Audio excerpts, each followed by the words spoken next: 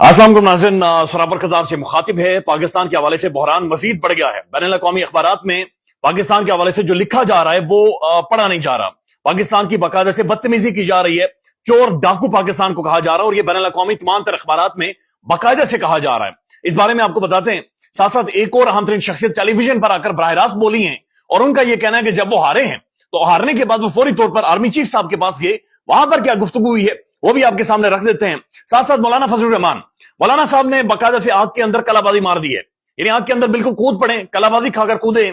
और ये बड़े सख्त कूदे। मौलाना साहब बहुत ज्यादा नाराज है, बददुआएं उन्होंने शुरू कर दी है। मौलाना साहब की स्टेटमेंट एक बहुत ज्यादा वायरल है, जहां पर उन्होंने ये कहा था जब वो जोम में थे, ताकत में थे, जब ताकत हर तरफ से उन्हें घेरे हुई थी, बड़ा तगड़ा खुद को महसूस कर रहे थे और इमरान खान को घेर रहे थे। मौलाना साहब हर तरफ से इमरान खान को घेर कर गिराने की कोशिश में थे। तमाम तर पॉलिटिकल पार्टीज को, स्टेक होल्डर्स को एक नुक्ते के ऊपर जाकर मौलाना ने जमा कर दिया था और उस वक्त मौलाना साहब ने ऐसे पंजा बनाकर कहा था कि मैं इनके लिए जमीन इतनी गर्म कर दूंगा कि इनके पांव जलेंगे, इनके पर जलेंगे। लेकिन आज हुआ यह है कि जमीन इतनी तब्ती कर दी है पाकिस्तानी अवाम ने, इतनी गर्म कर दी है, बल्कि जमीन को आग बना दिया है और मौलाना साहब उसके अंदर कलाबाजियां खा रहे हैं। मौलाना साहब बददुआओं पर उतर आए, यानी अपना आखिरी हथियार मौलाना साहब ने इस्तेमाल कर दिया है और बहुत ज्यादा नाराज है। पाकिस्तान के इदारों के ऊपर बार बार वो इल्जामात लगाते हैं और वो कह रहे हैं कि जनाब उन्होंने नाराज, यानी एक बड़ी मासूमाना नाराजगी का उन्होंने इजहार किया है। कहते हैं मैं जब पाकिस्तानी सियासत में आया था तो मेरी दाढ़ी के बाल से काले थे, लेकिन अब मेरी दाढ़ी मुबारक के बाल सफेद हो गए हैं। मेरे साथ आपको ये नहीं करना चाहिए था, मैंने तो सबका ख्याल रखा है, लेकिन मेरे साथ जो कुछ हो गया है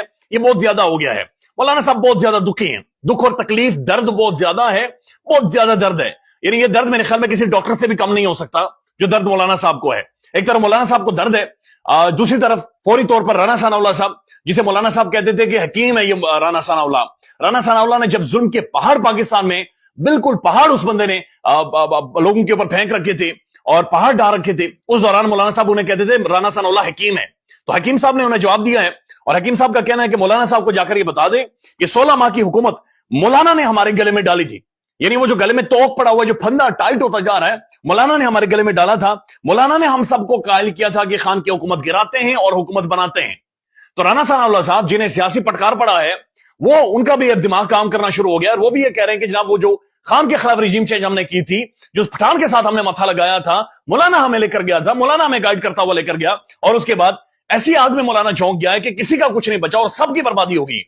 यानी किसी का कोई सियासी ढांचा, बिल्कुल तबाही और बर्बादी हमारी निकल गई है और ये मौलाना हमें लीड करता हुआ लेकर गया था। और मौलाना साहब ये कह रहे हैं कि जनाब अल्लाह करी हुकूमत ना चले, यानी लिटरली मौलाना साहब ने हाथ उठा दिए हैं कि जनाब अल्लाह करी हुकूमत ना चले। तो मेरे ख्याल में मौलाना साहब दुआएं भी कर रहे हैं और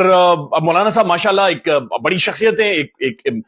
मजहबी शख्सियत है, लिहाजा उनकी दुआएं कबूल भी होंगी तो शहबाज साहब को इनकी बददुआएं तो लगेंगी। यानी मौलाना साहब की बददुआओं का तो शहबाज साहब को जवाब देना पड़ेगा, ये बात बड़ी क्लियर हो चुकी है। अब जो साथ साथ ऑडियो वीडियोज का मामला है, मरियम नवाज शरीफ साहबा को पंजाब का वजीर आला बनाने के लिए तमाम तर इंतजाम मुकम्मल कर दिए गए हैं। मरियम साहबा पंजाब में आ रही हैं, पाकिस्तान का सबसे बड़ा सूबा है, वहां की वो वजीर आला होंगी। लिहाजा पंजाब के अंदर हर बंदा, हर ब्यूरोक्रेट, पुलिस वाला, आम बंदा, आम शहरी, किसी भी इदारे में बैठा हुआ बंदा नहा धोकर तैयार हो जाए, चूंकि ऑडियो वीडियोज बनेंगी। भाई बात बड़ी क्लियर है, मरियम साहबा की टोटल पॉलिटिक्स रही है और जहां से वो सियासत उन्होंने शुरू की है वो ऑडियो वीडियो से शुरू हुई है। उनका ये दावा है कि उनके पास बेशुमार लोगों की बहुत सारी वीडियोस मौजूद हैं, लिहाजा हर बंदे की वीडियो बनेगी और हर बंदा एक ही काम कर सकता है कि रोजाना नहा धोकर बिल्कुल तैयार रहे, बिल्कुल फिट रहे, ताकि कम से कम वीडियो में जो वो आए थोड़ा सा ठीक आए। इसके अलावा और कोई हल नहीं है, क्योंकि जाहिर है यही होता है पाकिस्तान में और यही करना है। साथ साथ जो खबर है, अब ये बैनुल अक़वामी खबर है, ये कोई मजाक नहीं है। पाकिस्तान के अंदर किसी टीवी चैनल को डरा धमकाकर कोई बातचीत नहीं की जा रही, बल्कि इंटरनेशनल खबर है और बैनुल अक़वामी तौर पर अल जज़ीरा ने भी लिखा है और अल जज़ीरा और पूरी दुनिया की जो टॉप स्टोरी है वो है जनाब मैंडेट थीव्स, यानी कि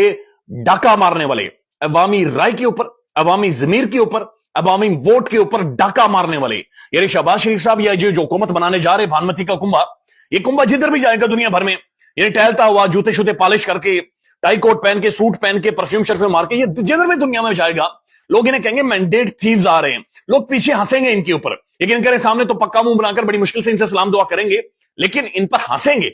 यानी झुकते कसेंगे। और ये हकीकत है। यानी मैं देख रहा था कि अभी बीबीसी की भी एक बड़ी जबरदस्त स्टोरी लगी हुई है और पूरा दुनिया इसके ऊपर रिपोर्ट कर रहा है, पूरा दुनिया, यानी American officials, even Joe Biden है उसने भी इन इलेक्शंस के ऊपर कोई खुलकर मुबारकबाद नहीं दी, बल्कि वो भी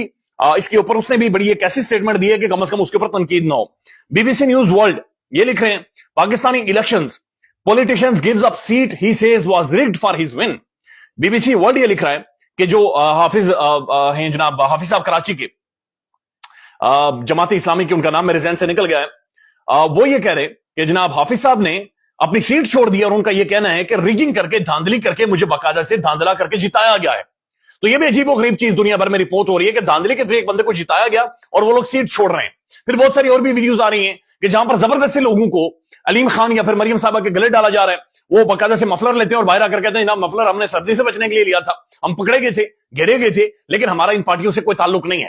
لہذا نون لیگ ایک ایسی پارٹی بن گئی ہے جس سے ملک بھر میں اتنی نفرت ہے کہ جو بھی بندہ ان کے ساتھ ایسوسیٹ ہوتا ہے، ایون ٹی وی چینلز کی بات کر گئے ہیں، بڑے بڑے ٹی وی چینلز، ان کی رپورٹنگ چینج ہو گئی ہے، ان کی ایڈیٹوریل لائن بدل گئی ہے، اور بہت سارے صحافی، بہت سارے رپورٹر وہ بھی اپنی لائن چینج کر گئے ہیں، فوری طور پر لائن چینج کر گئے کہ جناب یہ جو ضلالت ہے یہ ہم نہیں لے سکتے، چونکہ پاکستانی عوام نہیں چھوڑے گی۔ یعنی عوام اس قدر نفرت کی آگ میں جل رہی ہے اور اتنا زیادہ عوام کے اندر غصہ ہے۔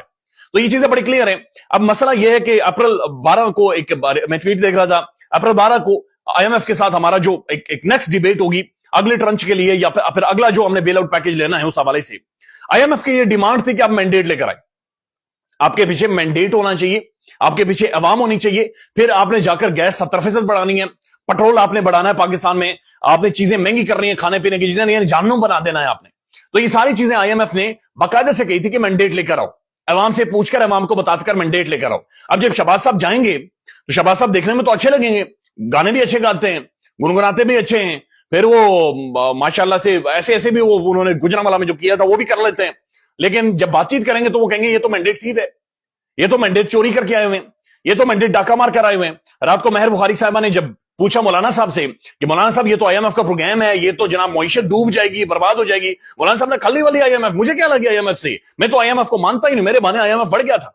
تو مولانا صاحب الگ غصے میں، زرداری صاحب چیزوں کو آن نہیں کر رہے، پیپلز پارٹی آن کرنے کو تیار نہیں ہے، لہٰذا نون لیگ کو آگے کر دیا گیا ہے، اور یہ جا کر دنیا بھر میں کیا منہ لگائیں گے، یہ بات بڑی ایویڈنٹ اور کلیئر ہے کہ یہ جو حکومت بنا دی گئی ہے بھانمتی کا کنبہ،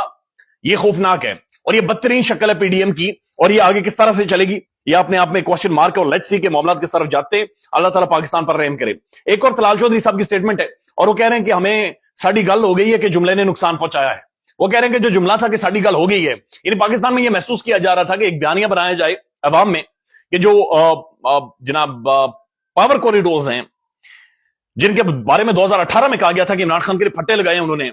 جو فیصلہ ساز ہیں وہ اگر کسی کے پیچھے ہوں تو وہ الیکشن جیت جاتا ہے۔ عمران خان نے اس مت کو بھی توڑا ہے، اس مت کو بھی انہوں نے غلط ثابت کر دیا، اور طلال چودھری آج یہ کہہ رہا ہے کہ ساڑی گل ہو گئی ہے، یعنی ہمارا یہ کہنا ہی ہمیں انتخابات آ گیا، ہمارا یہ کہنا ہے کہ ہمارے پیچھے کوئی پاور کوریڈورز یا فیصلہ ساز ہیں، یہ کہنا ہی ہمیں مات دے گیا اور ہمیں ہرا گیا ہے۔ یعنی آج لوگ اس ساری مت سے بھی اپنی جان چھڑانے کی کوشش کر رہے ہیں اور بالکل سائڈ پر ہو رہے ہیں۔ اب جو ایک اہم ترین سٹیٹمنٹ ہے، اب یہ جناب ندیم افضل چند بڑی اہم ترین شخصیت ہیں، رہنمائی پیپلز پارٹی کے، اس سے پہلے خان کے ساتھ بھی رہ چکے ہیں، خان کے تو ایڈوائزر رہ چکے ہیں، اور یہ بڑی پرومیننٹ شخصیت ہے۔ انہوں نے باقاعدہ سے رات کو آسما شیرازی صاحبہ کے پروگرام میں فیصلہ آپ کا ہے، وہاں پر کچھ گفتگو کی ہے، اور گفتگو بڑی الارمنگ ہے۔ وہ یہ کہہ رہے ہیں کہ 2018 کے انتخابات اسٹیبلشمنٹ نے مجھے ہروائی، تو میں اس وقت کے آرمی چیف جنرل باجوہ صاحب سے ملا اور کہا کہ میں سیاست چھوڑ رہا ہوں۔ جنرل باجوہ صاحب نے اس وقت کے D G I S I اور موجودہ آرمی چیف جنرل سید حافظ عاصم منیر صاحب کو بلایا، یعنی کہ عاصم منیر صاحب کو بلایا، اور مجھے جنرل باجوہ صاحب نے کہا اور عاصم منیر صاحب نے کہا کہ آپ سیاست نہ چھوڑیں۔ باجوہ صاحب نے کہا کہ میں آپ کو یقین دلاتا ہوں کہ آئندہ ایسے نہیں کیا جائے گا، مگر وہ کہتے ہیں کہ اس دفعہ پھر تیسرے نمبر پر آنے والے نون لیگ کے امیدوار کو جتوا دیا گیا ہے۔ وزیر اعظم معائنہ کمیشن میں بریگیڈیئر ریٹائرڈ مظفر رانجھا دھاندلی اور پولیٹیکل انجینئرنگ میں ملوث ہے۔ اب یہ پاکستان کے ظاہر ہے یہ اداروں کے اور شخصیات کے حوالے سے بات چیت کر رہے ہیں، اور یہ ندیم افضل چند صاحب پاکستان کے پرائم ٹیلی ویژن کے اوپر بیٹھ کر بات کر رہے ہیں، نہ تو اینکر انہیں روک رہی ہیں، نہ چینل ان پر بیپ لگا رہا ہے، نہ چینل انہیں روک رہا ہے، اور نہ بات کرنے سے ٹوک رہا ہے۔ مولانا فضل الرحمان صاحب بھی اداروں کے اوپر الزامات لگا رہے ہیں، بین الاقوامی جو اخبارات ہیں وہ بھی پاکستان کے اہم ترین جو رول اور جو فیصلہ ساز ہے ان کے حوالے سے لکھ رہا ہے۔ اس صورتحال کدھر جا کر تھمے گی اور یہ معاملات کس طرف جائیں گے؟ ایک ریکانسیلیشن کی ضرورت ہے، ایک پیج کی ضرورت ہے تاکہ معاملات آگے بڑھے، اور یہ تب تک ہو نہیں سکتا جب تک عمران خان کے ساتھ کوئی صلح صفائی نہیں ہو جاتی۔ یہ دھماکہ اصل میں یہ جو سارا کیوس شروع ہوا تھا اس رات کو جب رجیم چینج ہوئی اور پاکستان کی عدالتیں کھلی تھی۔ آج عدالتیں خاموش ہیں، قاضی صاحب اگر پوچھتے ہیں کہ کون وزیر اعظم بنا، جیسے قاضی صاحب کو کچھ پتہ ہی نہیں ہے، جیسے قاضی صاحب کا نام، یعنی میں حیران ہوتا ہوں کہ پاکستان کا چیف جسٹس انصاف کی سب سے بڑی کرسی پر بیٹھا ہوا بندہ اتنا بے خبر کیسے ہے کہ ریڈی والے کو سب کچھ پتا ہے لیکن چیف جسٹس کہتا ہے کہ وزیر اعظم بنا کہ نہیں بنا۔